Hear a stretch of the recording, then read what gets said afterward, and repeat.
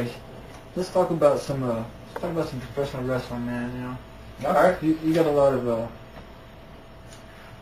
Actually, you guys talk about. While I go and find an ink pen, you guys talk about, because you've wrestled some big stars, man. I mean, some people that we all, you know, I don't, like I told everybody last week, I don't watch wrestling that much, but I've just really started, and the Cheese Man is digging it, man. I appreciate it, man. We appreciate your support. We all do. And I appreciate, you know, and like I said, we appreciate you supporting indie wrestling. Yeah, definitely. There's so much more out there than just WWE and TNA. And, you know, Ring of Honor is awesome too, you know, like they just got like a pay-per-view deal or something, didn't they? Yeah. See, I mean, that's like some good, you know, good news. Yeah, there's places like IWA Mid-South, you know, a lot of great talent come from there. Guys like CM Punk came from IWA, you know, guys like Samoa Joe's been in IWA, Matt Seidel's, you know, all them guys, you know, they're, now Samoa all Joe, guys you've heard of, Cole Cabana, you know, they're, Claudio Castagnoli, Chris Hero, and I'm just name dropping now, I'm sorry. Samoa Joe, that's a name that we'll talk about here in a few minutes. It's a very significant name in pro wrestling that we all know about, and I'm sure that, you know, everybody at home knows that name, Samoa Joe. But, tell my associate over here at Dingle about wrestling, Abdullah the Butcher, and everybody at home, and I'll go find an ink pen real quick, and I apologize for this. Dingle, do you want to hear a story about Abdullah the Butcher? I really do, man. Do you want to hear a story about Abdullah the Butcher? Well, let me tell you a story about Abdullah the Butcher, Mr. Dingle. Well, Abdullah the Butcher is an old man, but a scary old man. I bet. He is very, very scary. And,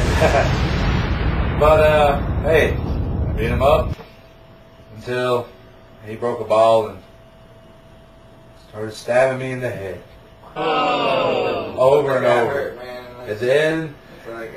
And then he had the audacity, after stabbing me in the head, over and over again with that bottle, his manager gave him a fork. A fork! That's crazy. And then he proceeded to stab me above my head and face. He stuck it in my mouth, trying to cut my tongue with it, jabbing it into the roof of my mouth, separating my two front teeth here with it. Yeah, I had to move them back in. That is brutal. Well, I heard about He's butchered. some broken glass. So you wrestled with Abdullah the Butcher. Yes, I did. Pardon me, man. I'm sorry.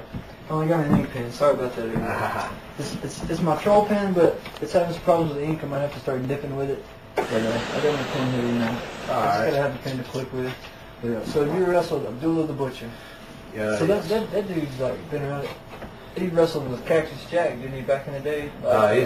He's Bruiser Brody, Stan Hansen. I mean, ain't the Terry Funk, Dory Funk, you know, all them guys. I mean, he's been at the Sheik, you know, all them guys. He's been there with all of them.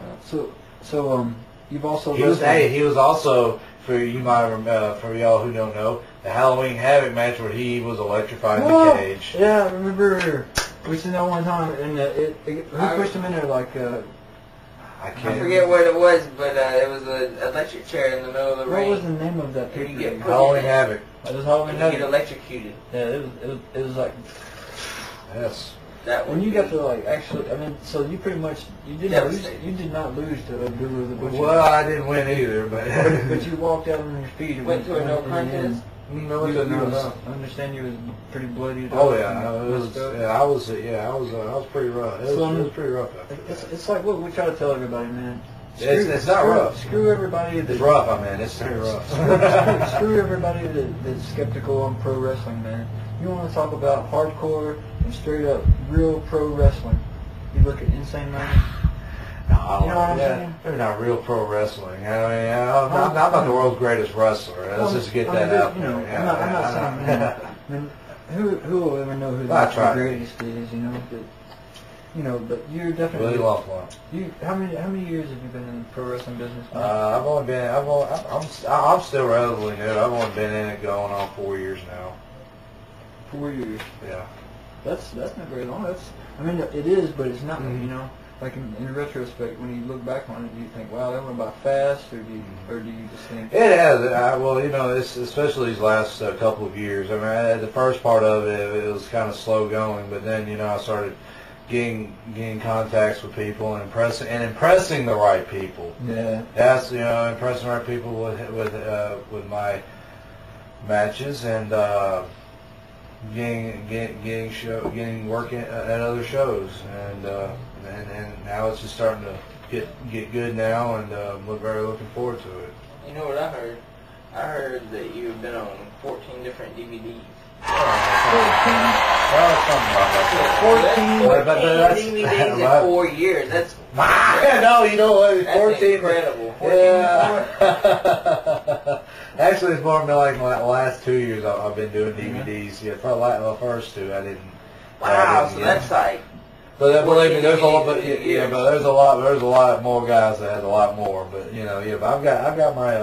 It's cool that I have one. That's the thing. I mean, I'm pleased with punches. There's one out there at SmartMart Video. They do smartmartvideo.com for those who don't know. Shameless plug, but hey, gotta give them the credit, man. And I've just been fortunate enough to be on be on shows that are taped by them and they're distributed out. So okay, I'm very fortunate. I got more fans from that. So you got fans worldwide. Yes, I do. I could say I do. So the IWA and the FTW, between the two and the DVD circulation, it's really helped out with getting your name out there. Yes, it has. It's been very good to me.